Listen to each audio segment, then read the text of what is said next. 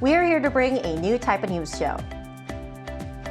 New insight, new styles, and new topics every day. We are News Generation. Bring news just for you. It's Monday, May 26th here in Seoul. I'm Song Yujin and you're watching News Generation. Joining us this Monday is Ki Kim. Happy Monday! Happy Monday! And we're pleased to welcome a new panelist to our show today. She is Stefania, also known as Hanteri. Welcome to the show. Oh, thank you. I'm Hanteri. I'm originally from Italy, but I've been living and working in Korea for the past 10 years. So I'm really happy to be here today. We're very happy to have you on the show as well. Now, both are here to speak on behalf of those in their 20s and 30s. So Monday is when we explore topics impacting young people in Korea. Now here in the studio and beyond, as you can see, South Korea is becoming an increasingly multicultural society. So today on News Gen, we're going to take a closer look at why more people from around the world are choosing here to live and work. So Ki, we're going to start with some numbers. Do we have any data on how many foreign nationals are currently working here in Korea? Sure, I love numbers. Let's start with the numbers. So as of last year, the number of foreign workers residing in South Korea surpassed 1.01 million for the first time, crossing the 1 million mark. And that's about 65% of the total foreign residents population. So with more and more foreigners seeking jobs in Korea, we're now seeing services adapting. Just last year, a foreign worker recruitment app was launched, and within just only 5 months, the number of job posting on the specific platform shall pass well over 50,000, showing super rapid growth. And not long ago, during the selection process for Korea's employment permit system in Vietnam, nearly 23,000 applicants competed for just 8,000 spots. So that's about 4-to-1 ratio.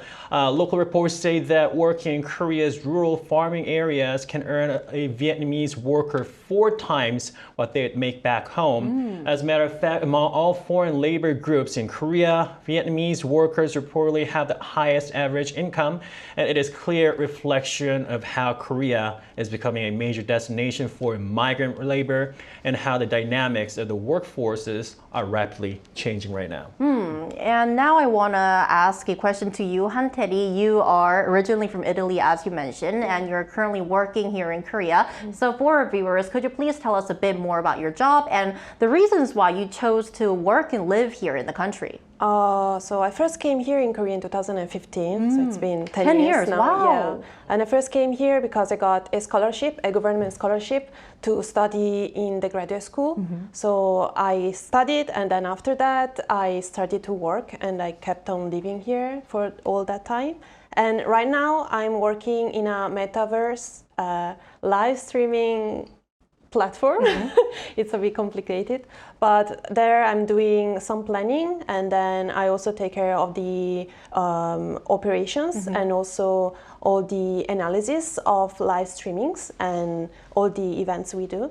And on the side, sometimes I also do some broadcasting, and I also have a YouTube channel where I share a little bit of my life here in Korea. Wow, you are having a very busy life here in Korea. So as you mentioned, it's been 10 years since you came to Korea. And as Ki mentioned, we're steadily seeing a rise in foreign national workers here in Korea. So I want to ask you, from your perspective, what makes Korea such an appealing destination to work for international job seekers? I think it's the mix of safety, and also we have speed, we have innovation, we have culture. And for me, it was the best cocktail actually to be here and wanted to stay here. So the first time I came here, I was here as an exchange student, and I was really impressed by the really fast pacing environment, but it was a really welcoming one too for me. So I wanted to stay here because it was a good way to improve in my career too. So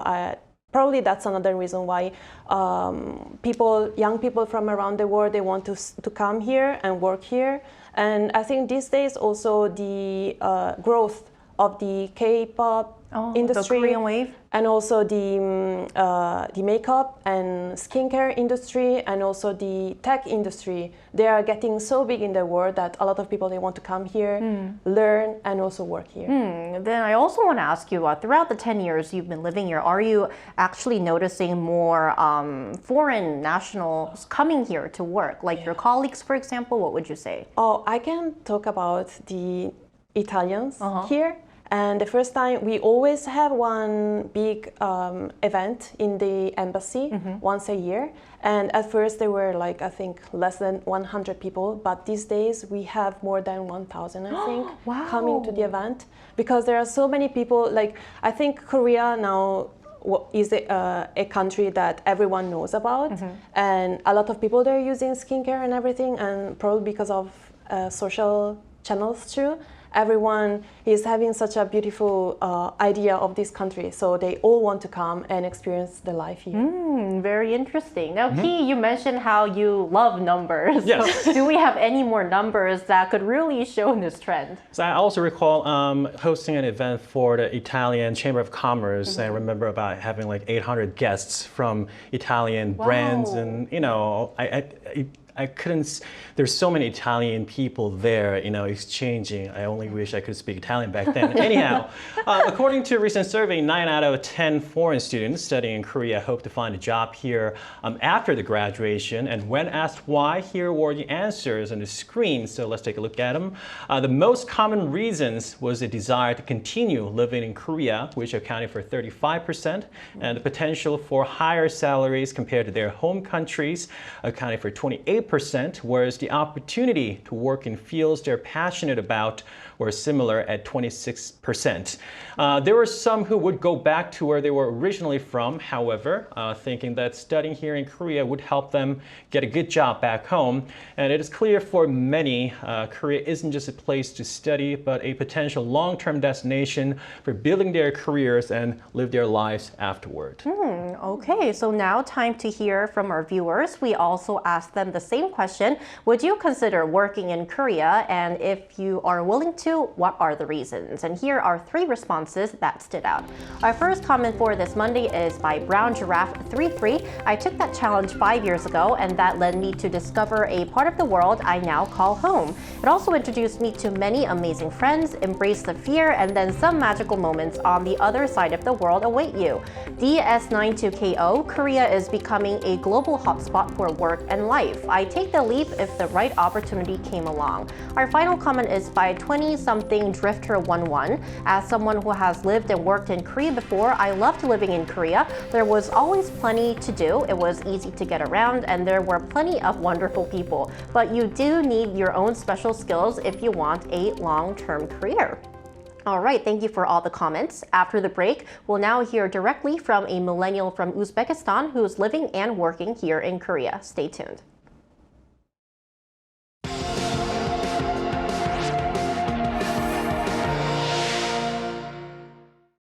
NewsGen wants to hear from you. Go to YouTube and search our channel Arirang.News. Click Community and leave a comment down below. Make a new type of news with us. Welcome back. Joining us this Monday is Uzbekistan millennial Madina Gaiblueva. Welcome back to the show, Madina. Hello, everyone. Great Monday. So Madina, we'd first like to ask you, when did you start working in Korea, and what kind of work do you do, and what made you start in Korea in the first place? Thank you for your question. Actually, I'm already 4 years in Korea, living here in Korea. I get a job after my graduation. I started working immediately, and I'm currently working as an overseas sales manager in a Korean company. And our company specializes in manufacturing and exporting auto spare parts to abroad. We have our own brand, which calls Super Q. And we also collaborate with the major companies as Hyundai and Kia. We primarily export auto spare parts to Central Asian countries, to Australia, sometimes to United Arab Emirates and United States as well. Also, we are focusing on expanding our market and building new a partnership in South America as well. And what in the first place, what made me to start this job, even during my university, I was fascinated by how global trade works and how products reach different corners of the world. So I was curious about the behind the scenes, how experts doing, and that curiosity led me to start right after graduation in a company that exports auto spare parts globally.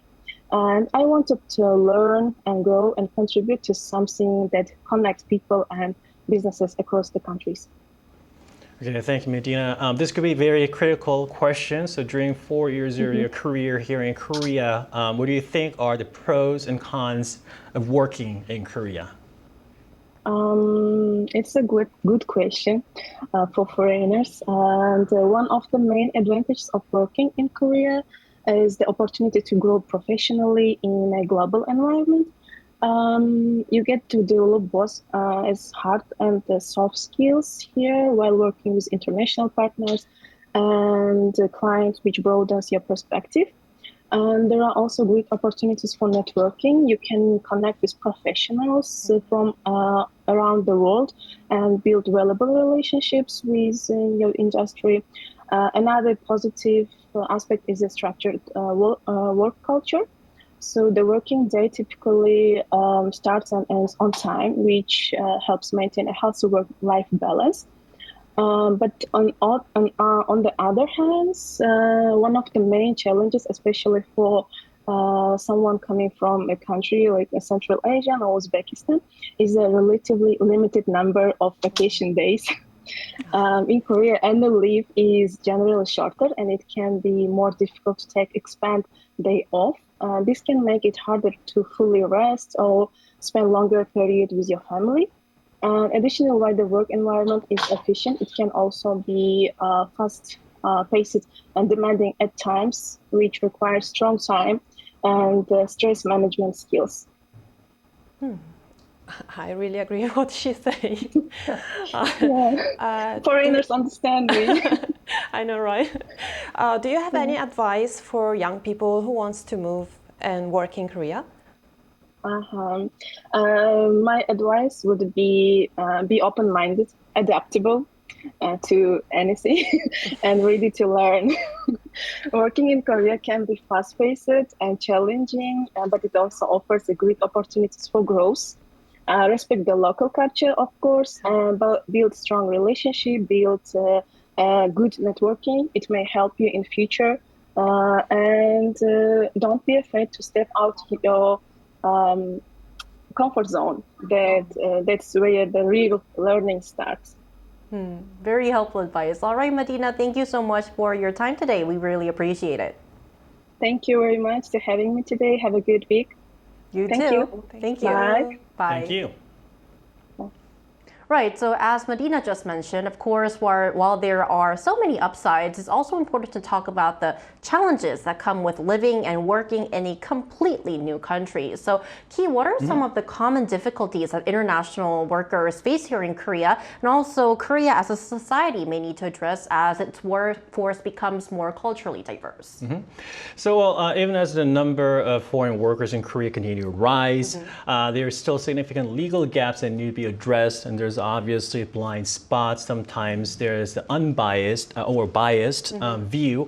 So for example, many foreign workers are employed under the employment permit system, which sort of limits their freedom to change their workplaces. So this means that if they face unfair treatment from their employers or from their work, it's not easy for them to simply switch jobs, which is a serious disadvantage. And what's more, while Korea has laws against workplace harassment now, and we take them seriously as we can see the warning signs everywhere and we hear them whenever we connect to any company or service on the phone, these regulations do not differentiate between local and foreign workers, so making it difficult to accurately assess and address the working conditions and human rights of this vulnerable group. And it's a reminder that as Korea becomes more globally connected, its labor laws need to keep pace to protect all workers out there, including foreigners. Especially as we're seeing an increase in foreign workers. Right? Exactly, and depending on the criteria or industries, there needs to be a different approach for each field. But I guess we still are in the process of getting there. Right, and Han-tae-ri, as a foreign national who is working in Korea, could you share your thoughts on this or any more examples? Oh, I do agree with what he said, and there are a lot of tough problems for foreigners working here. But I also saw a rise on undocumented workers these days. So I think that sometimes the problem is the tricky system about the visa and everything. But sometimes we also have the problem that some employers, they're taking advantage of this point. But we also have some foreigners that they take advantage of the situation and they overstay their visa, and then they might just be connected to some illegal work or also do some crime. And there was a case in Jeju where it was about drug, and they found out that it was connected to undocumented workers. So it created, in the end, a bad image about foreign workers in Korea. So I think that's another point that foreign workers here, they might face. It's that the image in general, because of some people, it got worse. So there should be something done to protect real hardworking workers, and then also do something to not make these situations happen. There is definitely some room for improvement, right? Yeah. I agree. Okay, then we're gonna wrap up our show today with some practical advice. For those who are considering moving to Korea for work, what would you suggest they prepare both professionally and also personally? So when I went to actually study abroad, for example, say United States for high school or Japan for college, there's a reason behind it because they are considered to be advanced, so to speak, country, or they have advanced system to broaden my vision, right? And I'm glad that Korea is now considered to be one of those countries. So, but one of the things I really ask you is that understand and learn about their culture.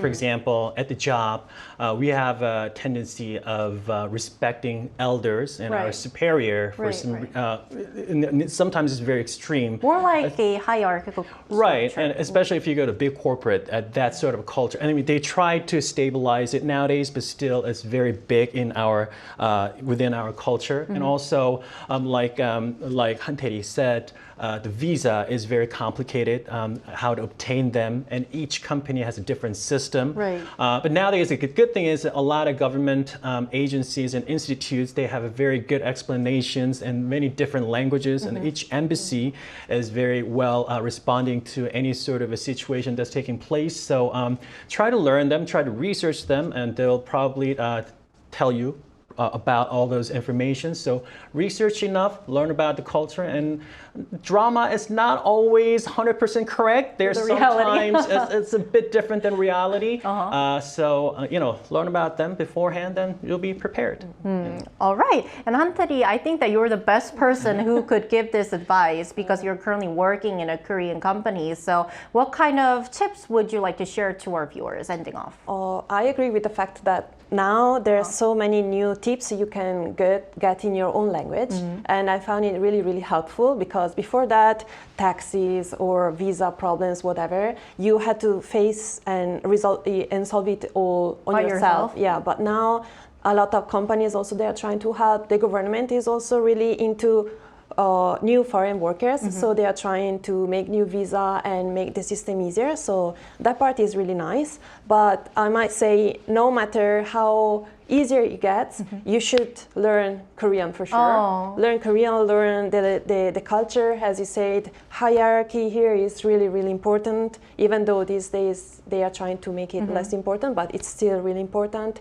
It's important the indirect communication. So you should try to learn that part too. And there's also there's still the 회식 part. So The after work gathering. yeah, the company gatherings and you have dinner all together, and they are all part of the culture. So if you want to get into the team, that's also a big part of that. So I think that if you are able to adjust culturally and try to be part of the group, then the group will accept you much more. And I also find that you should keep your mindset like a bit strong, because at the beginning it's really everything is really exciting, but at some point it gets really lonely, and then you get you have so many difficulties in front of you. But if you're able to embrace it, and you just will be able to become a better person, in my opinion. Oh, that's such a helpful advice. Well, thank you so much, both of you guys, for sharing those tips. And that's all we have for today, but NewsGen will be back tomorrow at 10:30 a.m. Korea time. Special thanks to Kikim. Thank you. Thank you. And Hanteri, you did such an amazing job. Thank you. Thank you. And to our viewers, thank you for watching, and we'll see you tomorrow on Tuesday. We are News Generation.